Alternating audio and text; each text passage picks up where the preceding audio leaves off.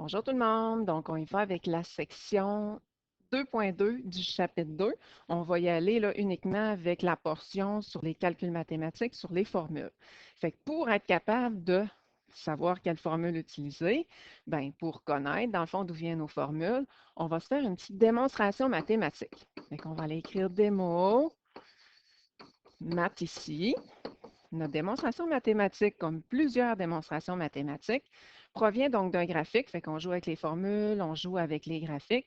On va y aller avec notre graphique chouchou, lui de la vitesse en fonction du temps. En passant, hein, nous sommes toujours dans un mouvement rectiligne uniformément accéléré, hein, ça c'est bien certain. Fait que ça veut dire que si on a une vitesse initiale quelconque, puis qu'on a une variation de vitesse, bien, à la fin, on va obtenir donc une vitesse ici, donc finale. Fait que ça veut dire que, on se rappelle hein, que notre graphique, la vitesse en fonction du temps du MRUA, nous donnant une belle ligne droite montante, mais qu'on ne fera pas partir à zéro pour le besoin de la cause. On se rappelle que là, on va pouvoir aller chercher nos petits indices, hein, que l'aire de la courbe va nous donner là, des indications, puis ainsi de suite. Mais on commence avec les premières formules, qui sont celles des relations vitesse-temps. Fait que ça, c'est nos vieilles donc, formules. Donc, ce n'est pas nouveau du tout. On les avait déjà utilisées dans notre chapitre 1, celle de l'accélération. Hein, on se rappelle hein, que c'est la variation de vitesse sur la variation du temps. Puis, on peut très bien l'isoler, admettons, notre vitesse finale. Donc, ici, on va se rendre donc ici. Ça va nous donner cette formule-là. Ou, dans cette formule-ci, on isole le delta V, ce qui nous donne ça. Puis, ben, c'est clair que delta V, c'est égal à A fois delta T. Fait que si, admettons, là, qu'on prend, donc, vitesse finale, c'est égal à vitesse initiale plus la variation de vitesse, on va tout simplement aussi remplacer la variation de vitesse là, par le A. Mais nous, ça ne nous intéresse pas, donc, les démonstrations mathématiques. Qu'est-ce qui nous intéresse? C'est être capable de les utiliser. Fait que vous allez encadrer là, les formules qui sont le fun, donc, à utiliser. Celle-ci, celle-ci, ou celle-ci. Et en passant, là, ce sont les mêmes. Ça, ces trois formules-là, là, c'est les mêmes formules. C'est la même formule, tout simplement parce que c'est pas la même chose. Ils sont isolés, ils ne sont pas développés. Donc, ils sont développés différemment. C'est ça que je voulais dire. L'autre côté, on va y aller avec les relations où est-ce qu'on met en lien le déplacement et le temps en connaissant donc l'accélération. Fait que là, on va y aller avec notre petit indice.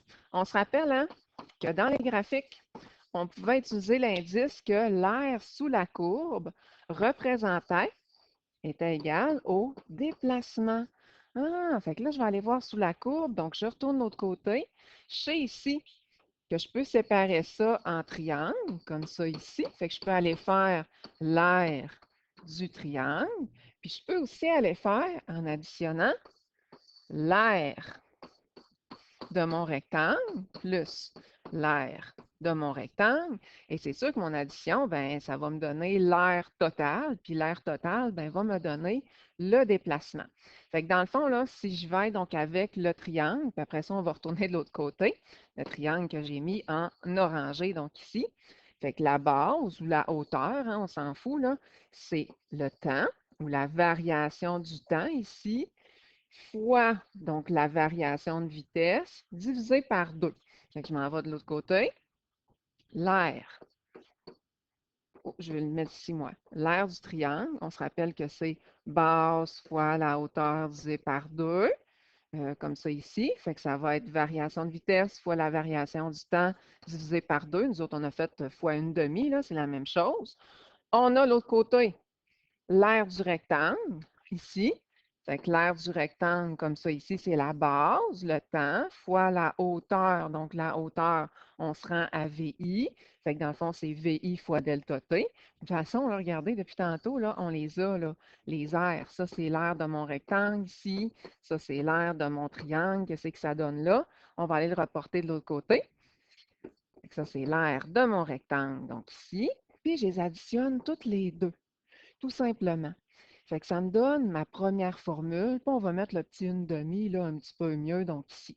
Fait que ma formule que j'aime, là, ça va être celle-là. En passant, elle, que j'aime un petit peu moins, c'est la même.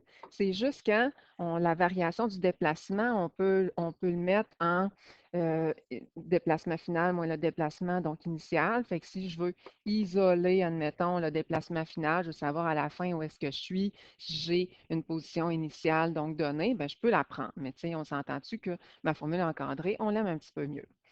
Sauf que, là, vous allez me dire, ouais, mais Madame Hélène, on aurait pu aussi faire l'air du trapèze. Fait que si, admettons qu'on se penche un peu, là, on voit, on se penche la tête, là, on a une petite base, on a une grande base ici, on a donc la hauteur, puis on peut se débrouiller donc avec ça, là. Fait que oui, donc la hauteur, c'est mon temps ou mon delta temps. Ma petite base, ben, elle mesure VI, ma grande base, elle mesure VF, et on peut très bien aller faire ça de l'autre côté. Fait que l'air du trapèze, on se rappelle que c'est grande base plus la petite base fois la hauteur, et je divise par 2. Fait que c'est ça, hein, grande base plus la petite base fois la hauteur divisé par 2, et ça me donne mon autre formule. Cette formule-là, je peux faire comme tantôt. Je peux aller distribuer ou séparer, là, dans le fond, ma variation de x, mais on ne l'aime pas bien, bien. Fait qu'on ne l'encadre pas. Puis, il y a d'autres formules qu'on démontre pas, qui sont celles-ci, comme ça. Puis, la dernière, je ne l'encadrais pas, puisque regardez, on a juste, là, dans le fond, là, séparé donc, notre déplacement en xf moins xi. Fait qu'on en a deux autres. Et en passant, là, ces deux-là, là, c'est la même formule. Pourquoi c'est la même formule? Bien, c'est qu'ici, on a tout simplement isolé le VF, donc à la 2, tout simplement. Mais qu'est-ce qui est important? C'est d'être capable de choisir donc la bonne formule, puis d'être capable d'utiliser donc notre formule. En sachant que des fois, il va falloir mettre des signes positifs et négatifs, tout dépendant, ben, si la vitesse augmente, si la vitesse diminue, si, admettons, donc l'accélération et la vitesse ont de même signe, ben, ça va aller dans la même direction, selon le contexte. Donc, on va pouvoir là, planifier donc un peu donc, nos signes. Si ça va vers le bas, admettons, on peut mettre un négatif. Fait qu'on va y aller avec la logique. On va peut-être aller écrire donc logique ici pour les signes. Qu'est-ce qui est important? C'est ça, les exemples ici, être capable donc de faire des exemples comme ça.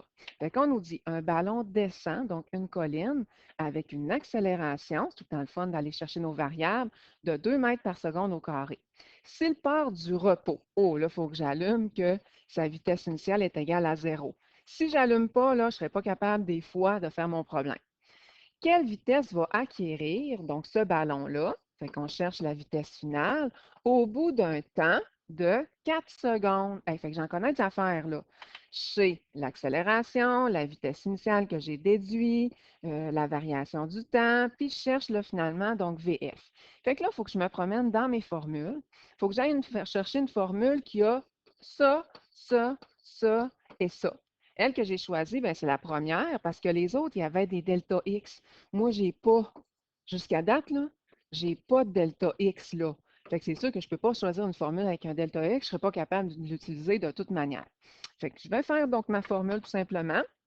Ma vitesse initiale qui est de 0, plus mon accélération, donc qui est de 2, fois mon temps qui est de 4 secondes. J'oublie pas propriété d'opération, je vais aller faire ça avant. De toute manière, ici, c'est plus 0. J'aurais même pu donc pas le faire, qui va me donner 8 mètres par seconde. Ah, fait que là, j'ai une nouvelle variable.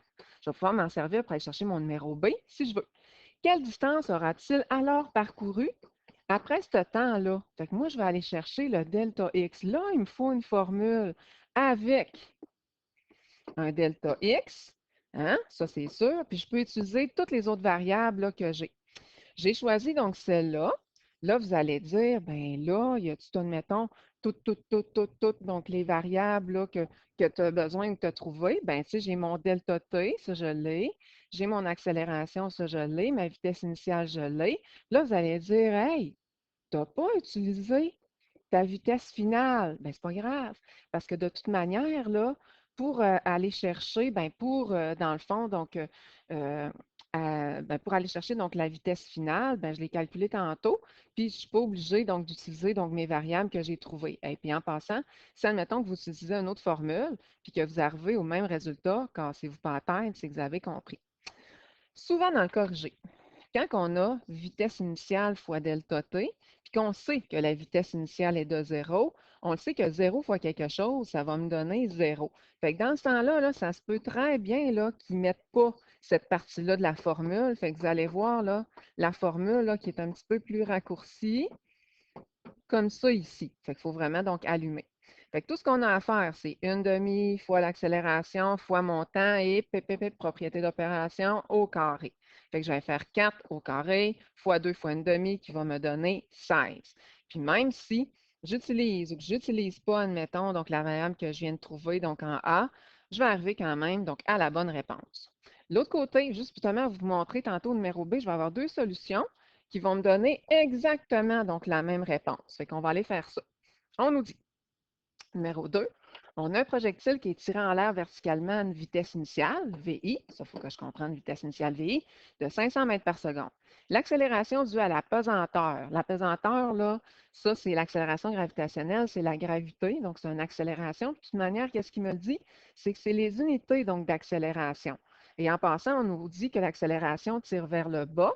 Fait que je vais pouvoir mettre donc ici un petit donc négatif vu que ça tire vers le bas. Et en A, on nous dit combien de temps, delta T, faudra-t-il, donc c'est ça que je cherche ici, pour commencer, donc le projectile commence à redescendre. Fait que là, il faut allumer que quand que je tire une balle, elle monte plus. Fait qu'en haut, là, sa vitesse, là, ici, là, finale, il faut que j'allume, est égale à 0. Puis là, bien, ici, je l'ai tiré avec une certaine vitesse, là, sinon elle ne partirait jamais vers le haut, là, de 500 mètres par seconde. Fait qu'ici, là, mon VF, je l'ai trouvé logiquement comme ça, avec, dans le fond, le contexte du problème. Fait qu'il me faut une formule avec A, VI, VF, puis, A, c'est delta T, j'ai dit A, là, parce que A était là, puis mon delta T. Je vais utiliser donc pas mal la même formule donc, que tantôt, sauf que je n'utiliserai pas là, la même là, sous la même forme. Je vais aller isoler mon delta t, parce que c'est ça que je cherche. Fait que j'ai le droit d'interchanger le A et le delta t de place, parce que les produits des extrêmes sont égaux aux produits des moyens mathématiquement. Fait que j'ai le droit. Fait que tout ce qui me reste à faire, c'est de calculer. Fait que je vais faire la vitesse finale moins la vitesse initiale divisé par mon A. J'oublie pas que mon A est vers le bas, fait que je le mets négatif. Et ça va me donner 50 secondes. Je ne le mets pas négatif, là. Je vais arriver à moins 50 secondes, ce qui est impossible, hein, un temps négatif. Numéro B, je veux savoir quelle hauteur. Même si c'est une hauteur, là, c'est un déplacement que je vais aller chercher. Fait que je veux savoir mon déplacement, dans le fond, là, que ici, là, mon delta X là, ou mon delta Y, on s'en fout, là, que la balle donc, va atteindre. Fait que là, j'en connais des affaires. Puis en plus, je peux, si je veux, utiliser mon temps de 50 secondes. Regardez bien, je suis allée chercher deux formules qui vont donner donc le même résultat. Je suis allée chercher celle-ci et celle-là. On va les faire toutes les deux, puis on va voir que ça va arriver à 12 500 tous les deux. Fait qu'ici, on a la vitesse finale qui est 0 moins la vitesse initiale fois, divisé par 2, là, fois mon temps. Puis là, vous allez dire, hein, tu n'as pas utilisé ton accélération. Fait que comment ça se fait que tu n'as pas utilisé ton accélération? De toute manière, là, mon accélération, je l'ai déjà utilisée pour aller chercher mon temps. Fait que c'est comme si je l'avais déjà considéré là, dans le temps ici. Fait que ça ne dérange pas. Ici, on va y aller avec, c'est ça, ça va donner moins 12 500. Ici, donc, je vais y aller avec la vitesse initiale fois le temps, fois, plus mon 1/2 fois l'accélération que je vais mettre négatif, fois mon temps, hein, que je vais aller mettre à la 2. N'oubliez pas, propriété d'opération, je vais faire ce calcul-là en faisant les exposants avant, puis je vais aller, dans le fond, là, additionner donc mes deux réponses ou soustraire, dépendant, ça me donne un moins, là, les deux réponses, et ça va me donner la même chose. Là, vous allez dire, ah, ça ne donne pas la même chose, tu as un petit négatif, donc ici. C'est juste que le négatif, il dit que j'ai parcouru avec ma balle moins 12 500 mètres, que la balle va redescendre, puis 12 500 vers le haut. Fait que, un déplacement, on s'en fout, là, que ça soit vers le haut, vers le bas. On a donc la hauteur pareille. Et en passant, vraiment pas nécessaire là, de mettre ça en notation scientifique. Dans le corrigé, ont vraiment le don d'arrondir ça, donc, puis en plus de le mettre en notation scientifique. Mais ça, c'est à cause des chiffres significatifs, mais nous, on s'en soucie pas. Numéro 3. Un ballon s'élève dans les airs à une allure. Une allure, là, ça veut dire donc une vitesse initiale de 9 mètres par seconde. et atteint la hauteur, donc ça, la hauteur, c'est un déplacement ou une hauteur delta Y, delta H de 80 mètres au-dessus du sol, où il va laisser tomber ouais, un sachet, donc vers le bas. On sait que ce sachet-là, ben, son accélération, c'est l'accélération gravitationnelle, c'est négatif vu que ça va vers le bas de moins 10 mètres par seconde au carré. On va voir plus tard que c'est pas mal plus, moins 9,8 là. On l'a comme arrondi, là, puisqu'en réalité, là, c'est moins 9,8 mètres par seconde au carré. Puis nous autres, on veut savoir ben, combien de temps le sachet mettra-t-il pour atteindre le sol? Là, vous faites Ah, on va utiliser la formule quadratique. Oui, mais vous pouvez rentrer le programme là, dans votre calculatrice, ça ne dérange pas. Fait que si on résume, on a VI, on a le déplacement qu'on va mettre négatif pour dire que ça va donc vers le bas. C'est à moi y penser, à moi l'ajouter. L'accélération gravitationnelle attire vers la Terre, donc vers le bas. Tiens, je vais écrire vers la Terre. Puis on cherche delta T. Fait que je me cherche une formule où est-ce qu'il y a tout ça. Fait que la formule que je vais choisir, donc c'est celle-ci. J'ai tout là. J'ai mon delta X, j'ai mon VI ici, j'ai mon A ici, j'ai mon delta T. Puis là, je fais comme, oh non, il faut que j'isole le delta T. Fait que si je dis le delta T, c'est comme impossible. Il y en a un là, puis il y en a un autre là. Fait qu'il faut que j'allume. C'est une formule du second degré. Fait que dans ce temps-là, pour aller chercher que vaut finalement donc le X, tu sais, dans le fond, ou quel vaut le delta T, puis delta T ou X, c'est la même chose, j'utilise la formule quadratique. Fait que dans ce temps-là, on peut se permettre de laisser faire les unités. Hein? Fait qu'on va aller mettre le déplacement que c'est moins 80, la vitesse initiale qui est 9, le delta T, c'est ce que je cherche, le 1/2, le A, le delta T à la 2. Je vais tout mettre, donc égal donc à 0, comme ça ici. Fait que ici, qu'est-ce que j'ai fait, là, c'est que j'ai fait 9 fois delta T qui donne 9 delta T, puis j'ai envoyé de l'autre côté, c'est pour ça que c'est négatif. Ensuite, j'ai fait donc 10 divisé par 2 fois mon delta T au carré. Puis je l'ai envoyé, en tout cas, de l'autre côté, ce qui fait que ça me donne donc un positif. Mon 80 reste là, donc ça donne égal à 0. J'ai le choix de travailler avec ça, puis d'y aller avec la formule quadratique ou y aller avec la factorisation, ce que ouf, ça ne tente pas bien, bien. Fait que dans ce temps-là, on va y aller donc avec, je vais effacer ça, là, la formule quadratique. Le A est égal à 5, le B est égal à moins 9 et le C est égal à moins 80. Je rentre ça là-dedans ou je vais dans ma calculatrice, ça va me donner deux réponses. Un X1 puis un X2. Fait que c'est sûr qu'il y en a un des X qui va être négatif, je l'annule, fait qu'on écrit annule, parce que ça ne se peut pas donc d'avoir un temps donc négatif. Fait que la réponse, c'est 5 secondes. Fait que c'est pas facile, donc ces problèmes-là nécessairement, mais il faut se pratiquer, se pratiquer, se pratiquer. Donc, pour être